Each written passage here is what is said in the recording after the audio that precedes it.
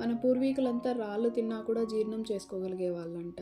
అలాగని పెద్దవాళ్ళు చెప్తుంటారు. ఎందుకంటే చిరుధాన్యాలు బాగా ఎక్కువగా తీసుకునేవాళ్ళు. రాగులు, జొన్నలు, సజ్జలు ఇలాంటివి.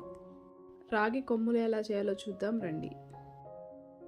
ఒక బౌల్లోకి అరకప్పు గోధుమ పిండి, అలాగే అరకప్పు రాగి పిండి తీసుకోవాలి. ఒక్కో కప్పు కూడా తీసుకోవచ్చు, కానీ ఎలా తీసుకున్నా ఈక్వల్ క్వాంటిటీలో తీసుకోవాలి. చిటికెడు ఉప్పు వేసుకొని బాగా కలపాలి. ఒక టేబుల్ స్పూన్ నెయ్యి కానీ నూనె కానీ తీసుకొని వేడి చేసుకొని ఇందులో కలుపుకోవాలి. ఆయిల్ పిండికి మొత్తం బాగా కలిసేలాగా కలిపిన తర్వాత కొద్ది కొద్దిగా వాటర్ వేసుకుంటూ కలుపుకోవాలి, చపాతీ పిండి ముద్దలాగా.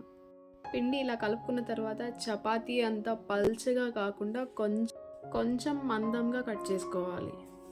ఇదిగో ఇలా పొడిపిండి చల్లుకొని రుద్దిన తర్వాత ఎడ్జెస్ మొత్తం కట్ చేసుకోవాలి.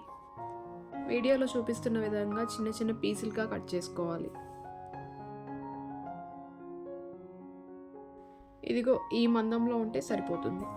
డీప్ ఫ్రైకి సరిపడా ఆయిల్ వేసి ఆయిల్ హీట్ అయిన తర్వాత బాగా ముదురు కలర్ వచ్చే వరకు ఫ్రై చేయాలి.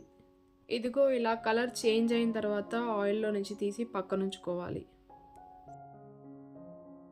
స్టవ్ పై ప్యాన్ పెట్టి 1 కప్పు షుగర్ తీసుకోవాలి. స్వీట్ ఎక్కువ తినే వాళ్ళైతే కప్పు తీసుకోవచ్చు, లేకపోతే అరకప్పు అయినా సరిపోతుంది. కొద్దిగా వాటర్ తీసుకొని షుగర్ మెల్ట్ అయ్యే వరకు కలుపుతూ ఉండాలి. షుగర్ మెల్ట్ అయ్యి కన్సిస్టెన్సీకి వచ్చే వరకు కలుపుతూ ఉండాలి. షుగర్ సిరప్ ఇలా ఉన్నప్పుడు రాగి కొమ్ములు తీసుకొని ఇందులో మిక్స్ చేసుకోవాలి. 1 నిమిషం పాటు వేయిస్తే కోటింగ్ బాగా పడుతుంది.